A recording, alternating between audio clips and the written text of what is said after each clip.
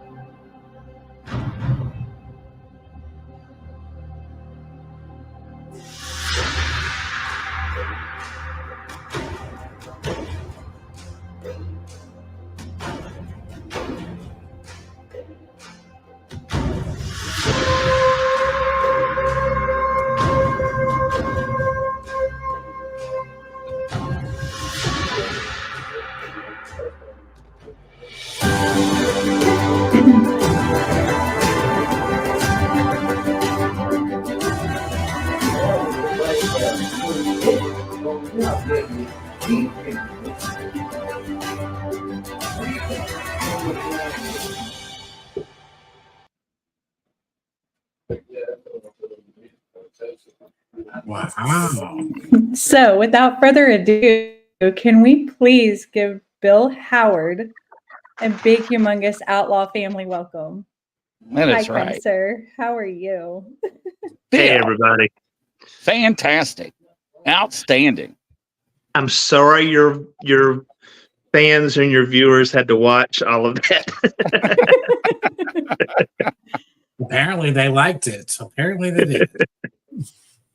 I just want to say I'm so amazed with you. Like I've had a couple weeks to do my research on you, and from your photography, I know you do like professional photography with like big corporations and things like that, but then like you do your sports photography and you've moved into filmmaking and documentaries. How do you have time to do anything else? I'm trying to figure this out. I don't. And so we were going to arrange where I was going to be on the show last Tuesday, I think. And but I have a grandchild, my first grandchild, so I'm now a grandparent. And so that kind of delayed things. And while I was sitting in the hospital waiting for my daughter to give birth, because it was 3 days from the time she was induced until the time little Liam came that I decided to start writing another script. Outstanding. Nothing like I have a laptop sitting there. I got to do something. I can't just sit. So. Well, congratulations on the newest member of your family. That's exciting. Thank you.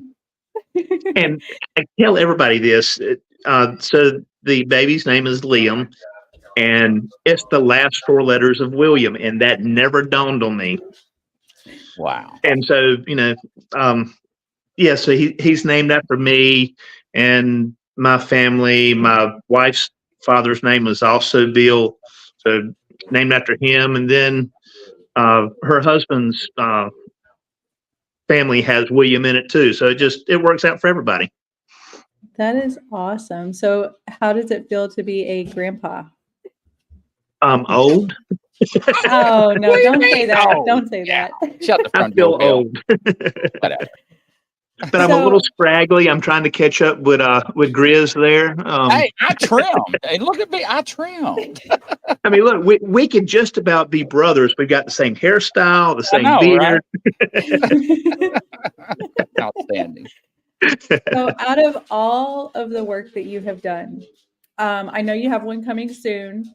It is the Something Walks in the Woods, The Cabin, right? Right. So Something Walks in the Woods, The Cabin is a sequel to Something Walks in the Woods, which is it would be another mockumentary. Mm-hmm. And the thing that I just started writing, I think I'll be able to shoot it in short order as well. It'll be a found footage mockumentary type thing. And it's going to be based on urban exploration. Okay. So just something to kind of go a different route. And for anybody that's seen Something Walks in the Woods or heard the story, I think we've talked about it here before.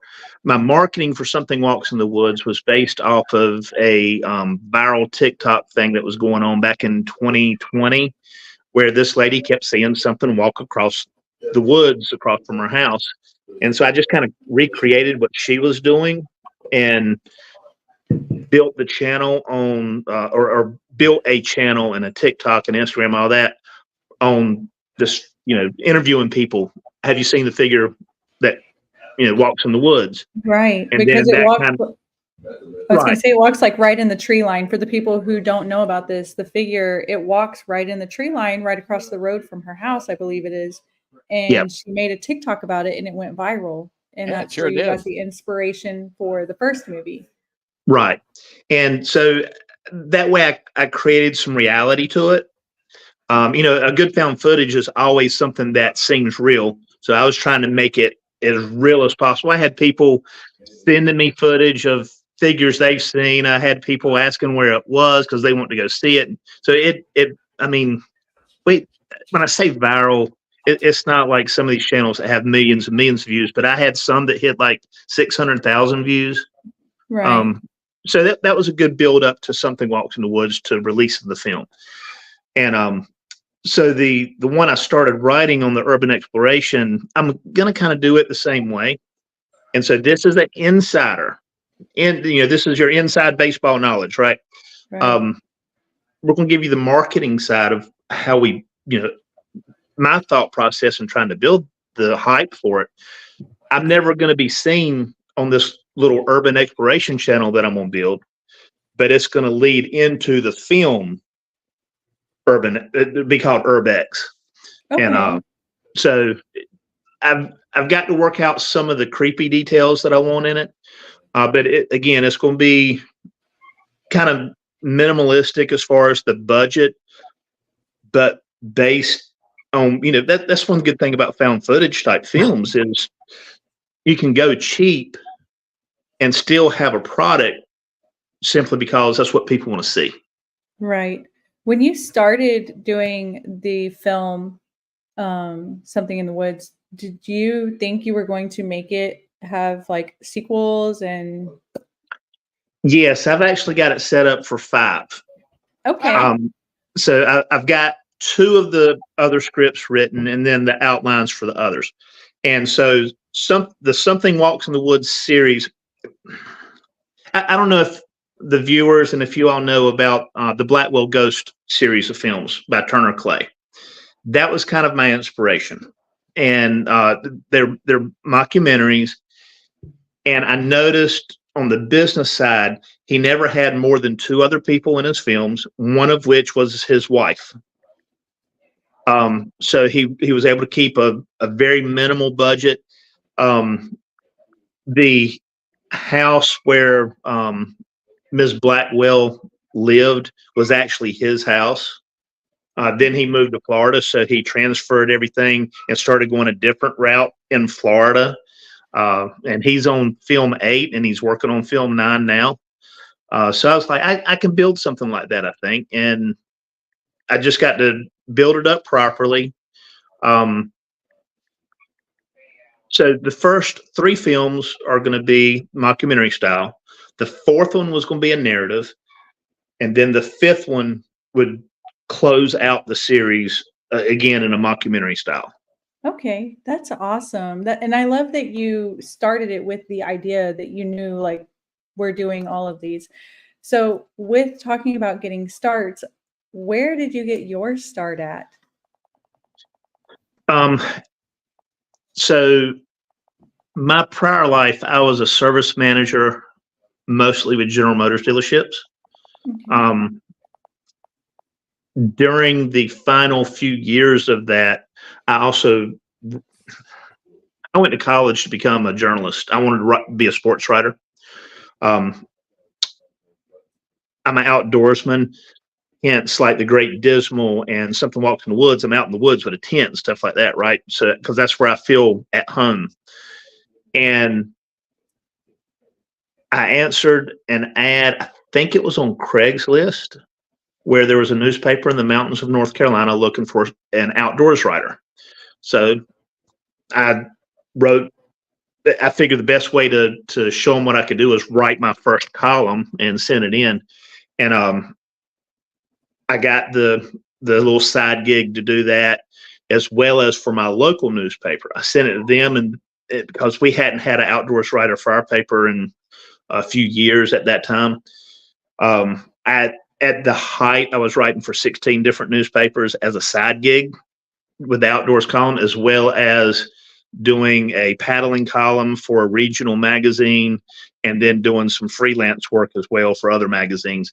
Most of my stuff would be on like kayaking and archery. I was a bow hunter. I love archery. So that's kind of where my outdoors columns were headed. And then when my mother passed away, January of 2021, January 6th, when all the commotion went on and because of the election stuff, that was when we buried her. And that was also exactly 10 years from my first outdoors column. And I decided I was going to just stop writing. Later that year, I still had a little bit of that bug, but I didn't want to go back into the newspapers or magazines. And because I was in photography, I wanted to try my hand at filmmaking a little bit, get into video. And I started writing scripts. The first film I did was The Tramping Ground.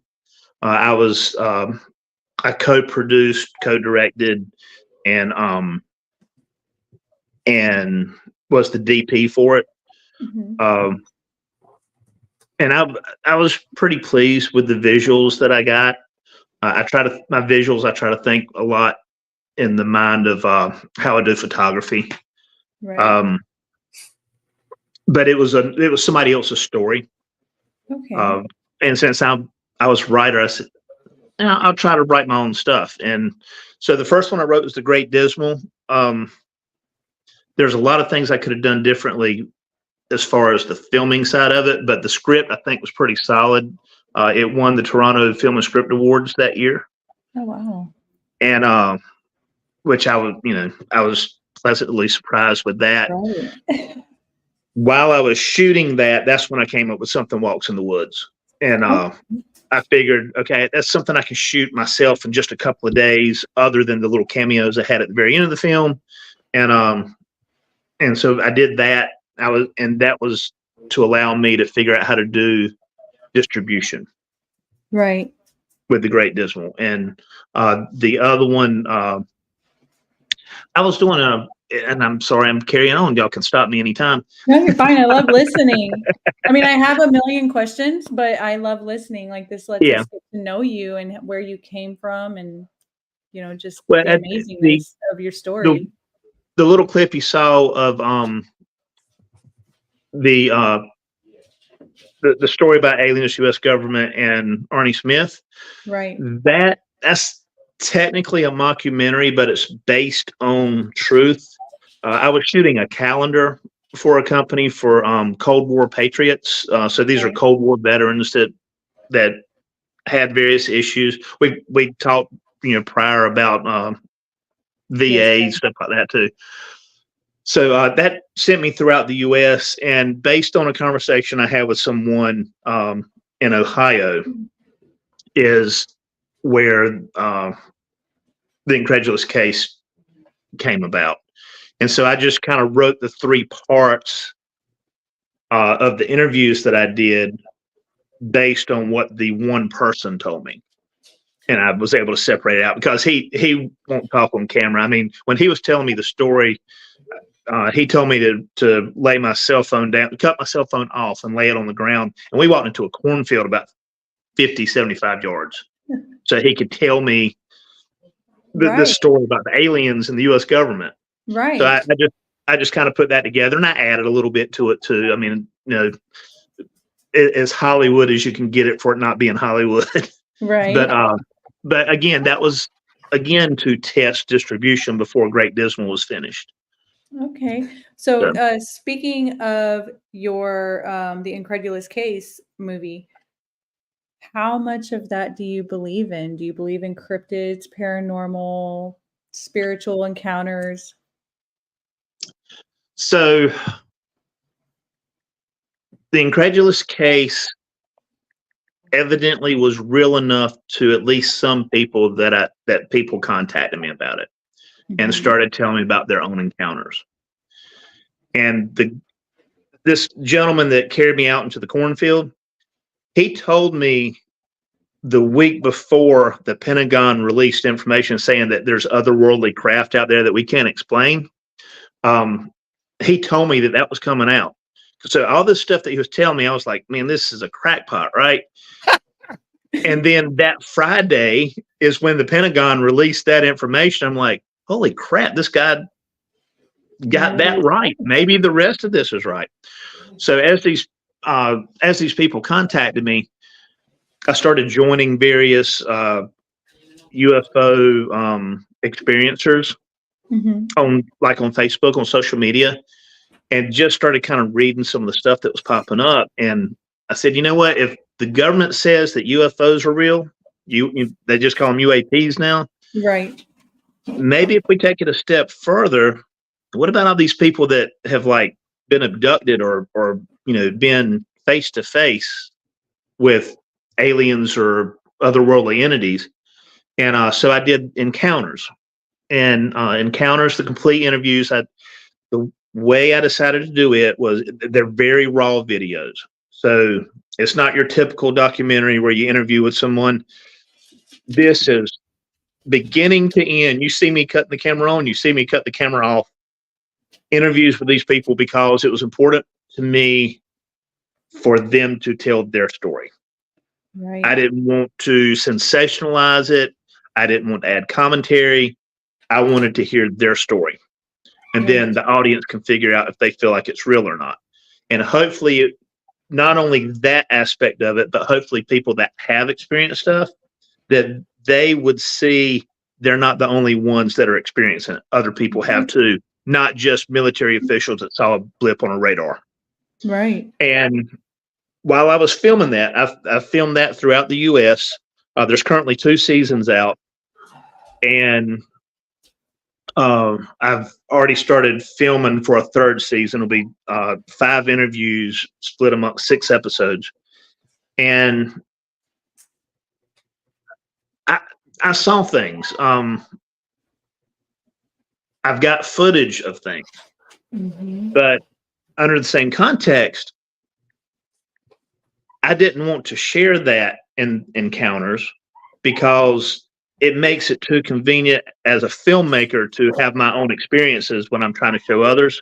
And my purpose was to show their experiences and for them to tell their stories. I didn't want to, discredit that in any way. But Right. something's out there. And, Whether it's government, spies, what, I can't tell you, but something's out there.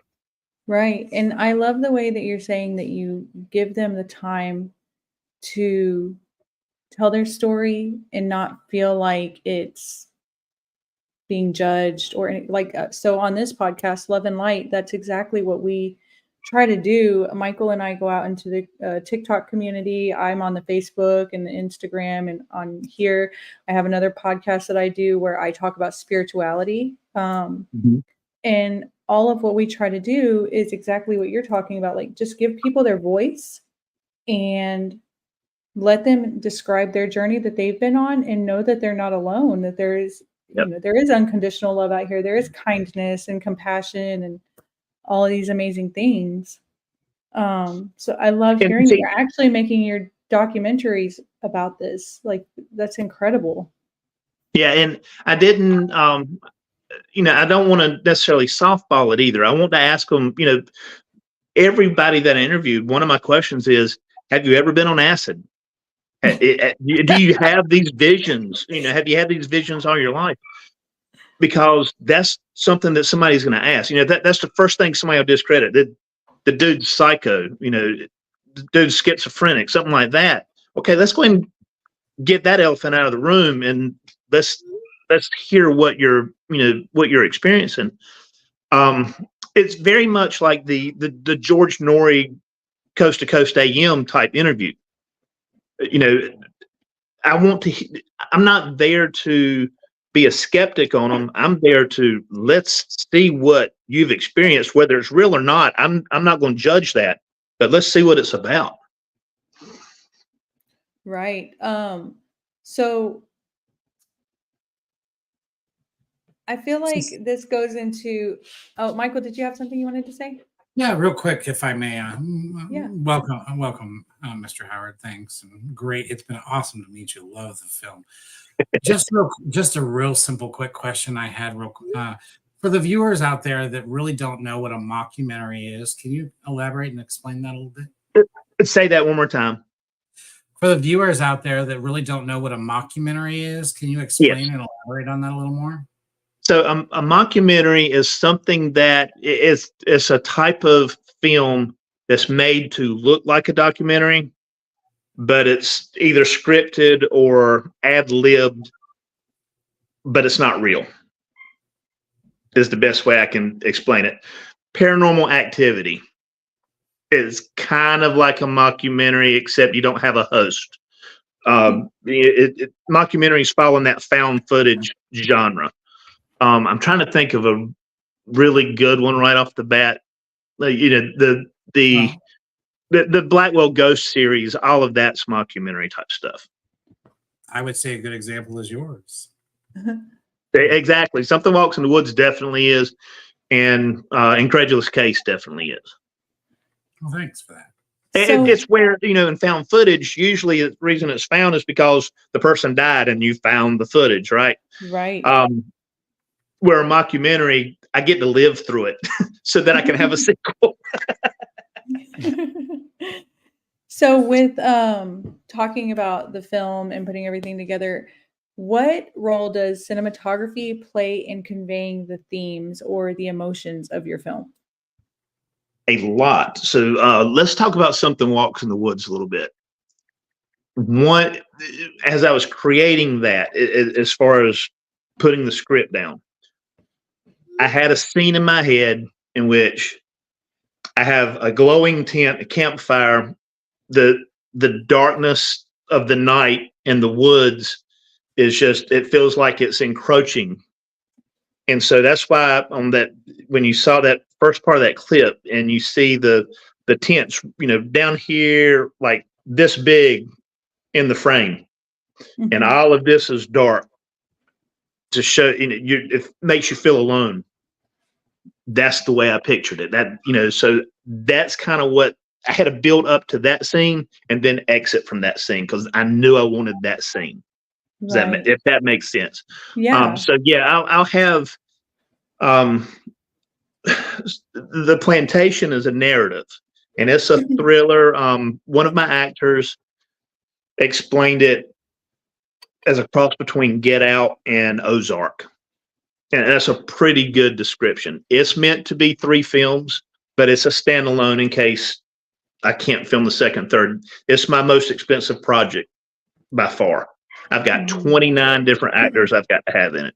I've got 30 something locations. I have a riot scene I've got to do, some stuff like that, right? It's a much bigger production. That's why I'm not finished with it yet. But I've got, there's 20 something minutes of it that's shot on something that's going to be about a 90-minute film. But in The Plantation, I really built it from, I knew how I wanted the beginning and I knew how I wanted the end.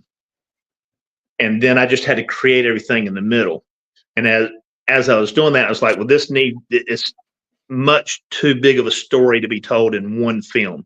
Technically, it could be like a TV series like Ozark. But, I'm not Hollywood. I don't have studio backing. Actually, Something Walks in the Woods is what's paying for Plantation. Not yet. It's coming, right? Yeah. That actually comes into one of my other questions. What challenges do you face during production and how did you overcome them? Okay, so I'm an independent filmmaker. I don't. Something Walks in the Woods. I shot that all myself, and I acted in it. So I have to set up the camera and set up the scene, block the scene. I've got to know my own lines. I've got to review the footage, then go back and do it again if I screwed it up. Stuff like that, right? So that's a challenge in itself. But even with like The Plantation, where I've got, so we filmed the slaves' quarters, and I had like 10 people there. I'm not used to having that many people. So one, I've got to pay them. Some of my actors are coming from, other locations. So I have to not only pay them for their work, I have to pay for transportation. I have to pay for the hotel stay, that type thing. Right. And I've got to be very precise on how long it takes me to film. I can't do like Hollywood and accidentally go over budget. Over budget means I have no money, right? I have a grandbaby now. I can't go. There you go. Listen, you're going to go over budget on everything with that grandbaby. Let me tell you, I have a 4-year-old, and my mom, every time we go in the store, she tells my daughter, if you want it, just throw it in the shopping cart. Exactly. So, but that's one of the things, as far as being an independent or a solo filmmaker, even, I've got to handle audio. I've got to handle video. I enjoy doing the interview type stuff. And that's one of the things like with the John McNeil story that I'm doing, Breathe Freedom, because I'm getting to interview a lot of people. And I like setting up the lighting, the camera angles, running multiple cameras. I run 3 cameras as a solo person with 3 cameras. You can kind of picture that can get tricky. Yeah, of course. But in the same context, as a sports photographer, I usually shoot with more than 1 camera, especially for like basketball season. I'll run 1 or 2 remote cameras as well as the one that I hold. So every time I would fire the shutter, the other cameras are also taking shots so that I have different angles of the play. One of the big things that, am I allowed to say minor curse words? Yeah, go for it. Okay. So there's this thing in sports photography called ref's ass, because you can count on the ref's ass to be right in front of you. So, well, like on the basketball court, I'll be on the baseline on one side of the goal. I'll have a remote set on the baseline on the other side of the goal. So that way, if the ref is in front of me and I've got a play happening at the basket, as long as I press that shutter, at least the other camera got it.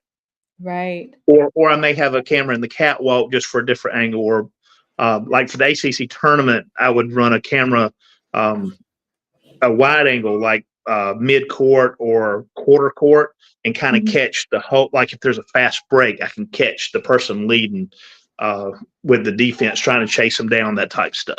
So I'm used to working multiple cameras by myself anyway. Right. And this actually kind of goes into another one of my questions that I had, talking about the practical challenges, which is what you're talking about. But how do you balance your artistic vision with the practical challenges that you have of filmmaking? Good gosh, that's a good question. You just, you know, it's a lot like a trucking company working their logistics. You've got to get loads from here and here and here and get it to spot B, you know, to the next location, and figure out how to do it where they're picking up other, you know, jobs on the way, you know, other stops on the way as well. You can't just keep running back and forth across town. You know, Amazon does not go from the warehouse to your house and back to the warehouse. They have to have it all planned out. So it takes a lot of planning. So even writing the script, you've got to kind of plan how you're going to make it work. Something Walks in the Woods Part 2, The Cabin. There's a scene at the end that I wrote it specifically so I would have to figure out how to do it. Right. So that I can kind of up my game. So when you're writing these scripts, what message or experience do you hope the audience takes away from each one of your films?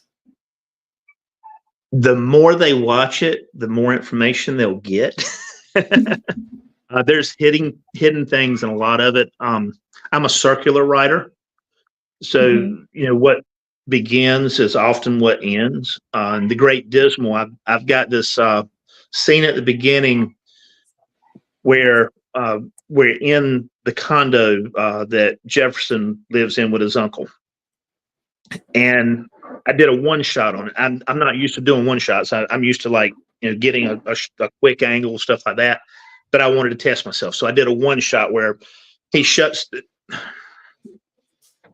tell you how this starts. We have two characters that have a Bigfoot experience in a storm and rain. Well, that bleeds into, after the production credit, you keep hearing the rain, and then the rain stops as Jefferson cuts off the shower. So the rain turns from rain into the shower. You have that water flow. He cuts the water off, gets out, dries off. He walks in, gets some cereal, sits down in front of the TV, and on the television, the newscaster is talking about another Bigfoot sighting in the Great Dismal Swamp. At the end of the film, we have it where he actually just flushes the toilet, washes his hands, comes down the hallway, pulls a drink out of the fridge, sits down beside his uncle, and on the television, they're talking about how they just found the person that was with Jefferson in the woods. They just found his body, just retrieved his body. So very circular, you know, very similar scene. Both of them are one shots. Same, you know, the choreography in it is all the same. And that's the plantation is very circular. I had the way it begins is the way the third movie in the plantation will end. So everything's in that same context. I hope that answered your question. Yes. And just for our audience, if you have questions for Bill, then please make sure you get them over there in the comments. We are keeping track of them, and we are going to, at the end of this, give him a couple minutes to answer also the audience questions. So make sure y'all get those in the comments. My next question for you, I know I'm such an inquisitive little one. How do you see the future of filmmaking evolving with advances in technology and changing audience preferences? That's another good question. AI is going to do wonders. Now, whether that's good or bad, I can't tell you. I was speaking with someone the other day about voiceovers. But between voiceovers and, say, audiobooks, I feel sorry for voice talent. It's just, can you imagine, like, for audiobook now, all you have to do is just upload the PDF file, and Yeah, it that's sounds it. like somebody that's regular talking. You can put it in Morgan Freeman or James Earl Jones or, whatever voice you want, or a similar voice. And that's going to be bad for the talent that's out there. It's, obviously it's very tempting to use stuff when you have a low budget, if you're an independent filmmaker. But then again, it also opens up some avenues. I've used AI for a couple of my posters, but I can't imagine using it in my film. Right. CGI is one thing. I've got a scene where I need to be. If you have a modern day plantation, you're not going to be dealing with cotton and tobacco. You would be dealing with harder drugs, like what you saw on Ozark, for instance. Right. Well, obviously, I can't go out there and grow a poppy field or grow a marijuana field in a state that you don't have marijuana, right? But we have a North Carolina Hemp Growers Association. Okay. So I'm trying to go that route. But one of the other things that I was putting in my mind is there a way that I could have a hemp field where people working in a hemp field in which there's no real hemp or there's no real marijuana? And how's the cost effectiveness of that? So I contacted a couple of friends that do computer graphics and stuff like that. And although I think it can be done, I don't know that I want to go that route. I would rather find a hemp field and pretend like it's marijuana. Right. And, like you're talking about the AI, and I think you're right. Like when we try to incorporate AI with anything now, it takes away the humanistic approach of it. And it turns a lot of people away, especially we have a lot of the baby boomers and the Gen X, they were pre-computers and cell phones and things of that nature. So when you start trying to throw things in and incorporate that, it deters them. So I feel like you take yourself away from a whole audience by trying to use that right now. But see, in the future, it may be completely necessary to do that. And the reason I say that is, all right, my grandfather, very smart man, but he only had a 6th grade education. Mm-hmm. He was an entrepreneur, and rather than using CAD, which is computer aided design, he would take a clay block and use an old timer's knife and whittle on the clay block until he got it to fit what he needs to fit, and then he would mic it and write it down. We didn't have an electric typewriter. We didn't have computers at all at his business, even though my class was the first class that had a computer in the classroom. Mm-hmm. He would have never gone to computers. Where Gen X, which is what I am, we're kind of hesitant on the AI thing, but once we start dying out, 20 years from now, who knows? You already have actors that are selling they're selling their likeness to the studios for AI after their death. So Tom Hanks can star in a film 50 years from now when he's dead, stuff like that. So yeah, Bruce Willis, prime example. Exactly. But yeah, he did. I think he did his voice and his likeness. Yes, he did. From what I read, yeah. So on this topic, can you describe your process for developing characters and how you work to make them relatable to your audience? Yes. We'll go back to when I was an outdoors columnist. My stories were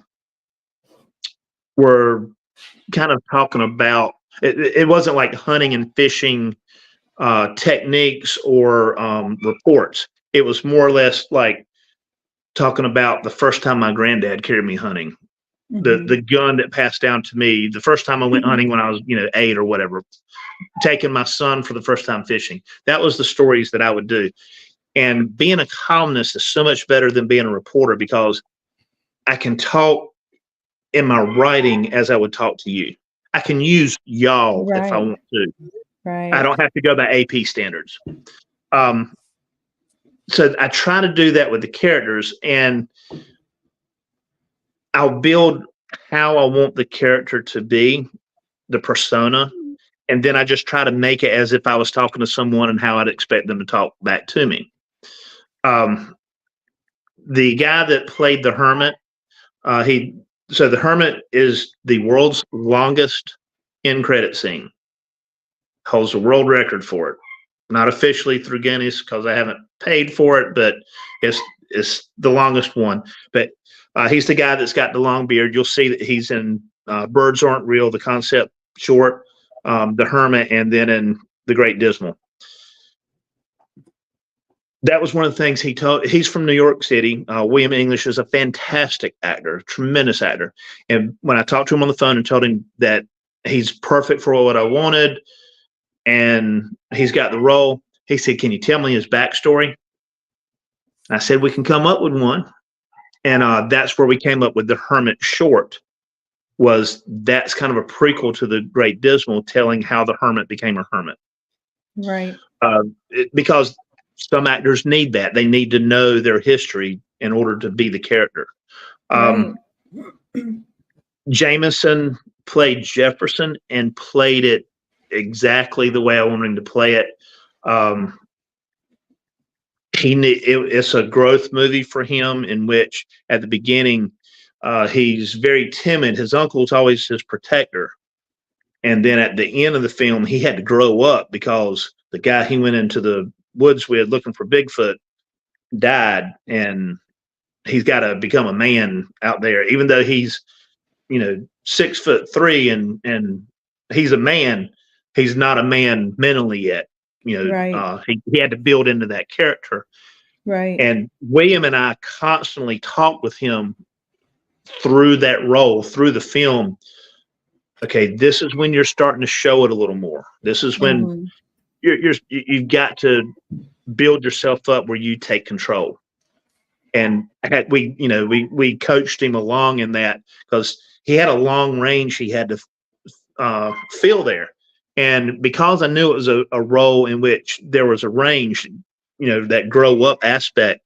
I don't know if y'all are Fresh Prince of Bel-Air fans, Will Smith fans. Yeah, why not? There was an episode where Will Smith's father is there, and Will Smith's father sneaks out, without Will knowing he's leaving. Right. And it was like when you really got to see Will Smith's acting chops in that. Right. I mean, it was a very, very powerful scene. Right. So I took the script from that scene, and that is what I sent out to the people that were casting for the role of Jefferson. Right. So I said, y'all can look and see how it is. That's fine. Give me your interpretation of it, and because I need to see that full length of what you can do with your character. Right.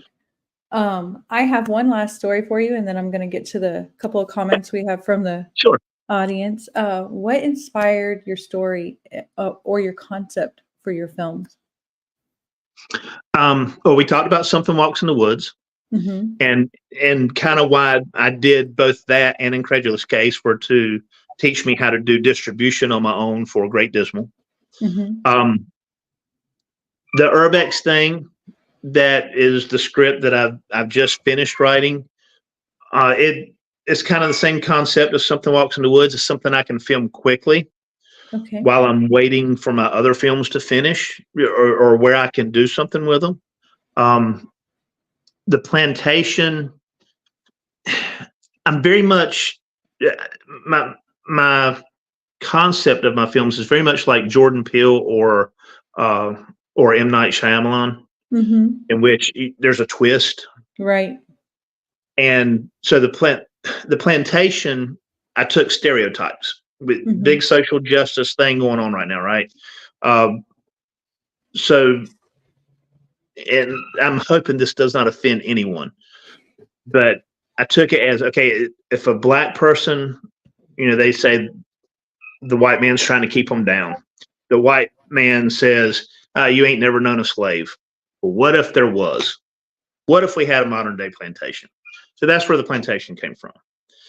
And so I play. There's a lot of stereotypes in there. You have the black guy's the jock, but then you find out later he's actually a brilliant person as well. But I tried to play all that through there. We have a riot, Right. because there was a police shooting in the capital city. Well, guess what? At the end of the first film, we find out why there was a police shooting. Right. And it has to do with the whole story. So again, I'm circular in the storytelling, but I just try to think of what kind of twist can I do? What kind of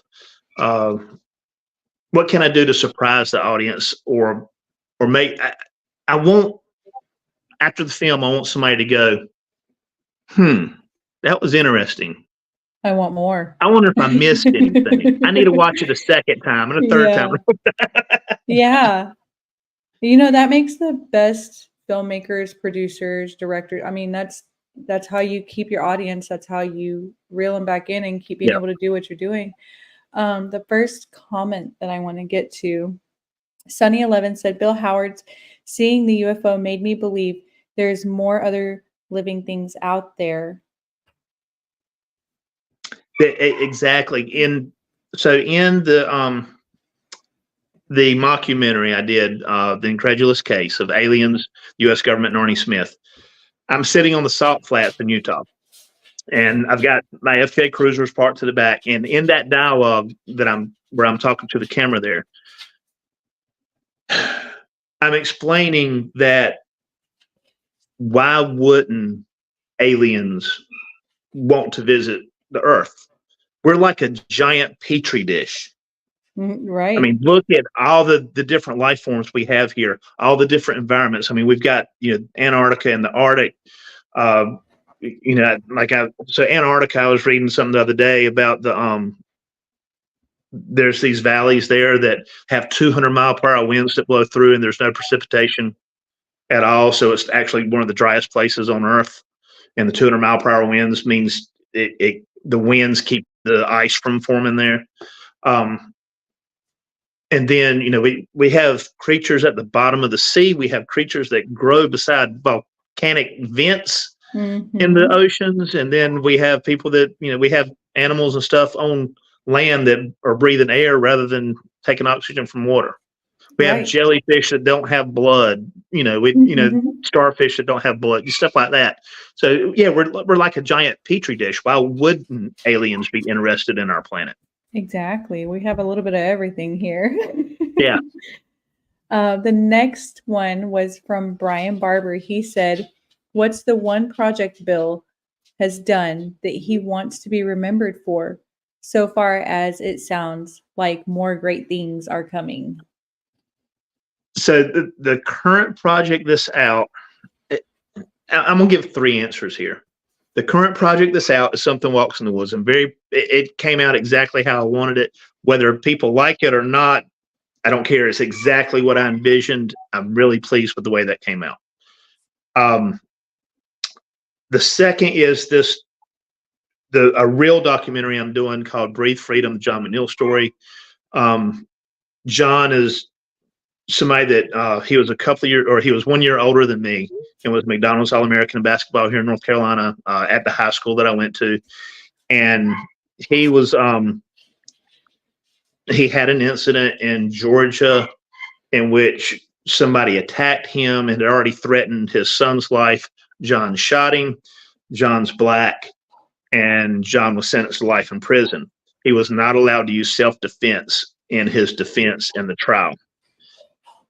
He eventually was released 7 years later, and it happened to be 10 days after his wife died. So that is something that crosses boundaries no matter what political spectrum you're on.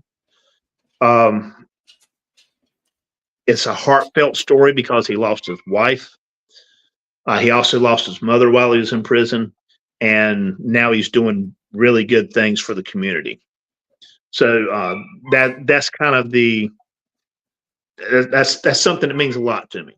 Right. And then the Plantation and the Plantation series of films. If I get to do the trilogy, I really like the story in the plantation. It's probably the best story I've written by far. Well, I appreciate you answering all of our questions and hanging out with us tonight. Can you tell our viewers where they can find your films and how they can follow you? Sure. If you go to Amazon Prime, you can type in Bill Howard or William Howard and find a lot of my films there. Also on Tubi. Most of my stuff is on Tubi. Something Walks in the Woods is on like 30 different streaming services. So you can go to Roku and type in Something Walks in the Woods and find it. But the same thing with Encounters. It's on Right Many. The Great Dismal's on Amazon, on Tubi, on Balsam, on Reveal. It's on several as well. So yeah. Where can we find you on social media if we want to follow you? Sure. My name is Bill Howard, and I mostly do stuff on Facebook. If you look for Worthy Gig Pictures, that's my production company. Especially, here's your hint, especially on something like TikTok right now, because I'm going to start having this Urbex teasers going out on it before too long.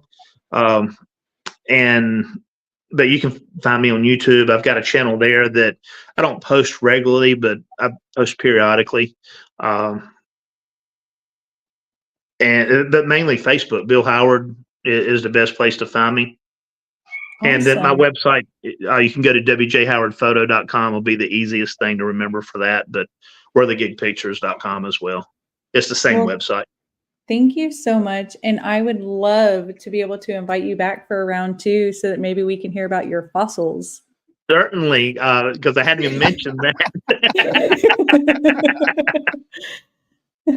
Exactly. Yeah. Now, if I could find a fossil of a Bigfoot or Sasquatch, that would be the thing. I know who I'm going to call if I find one, Mr. Howard. Answer your phone. And look, I've got a passport now, so we can actually go to the Yukon and do the whole Survivor Man thing up there and try to find it too. I am down. I am down for that. That's fantastic.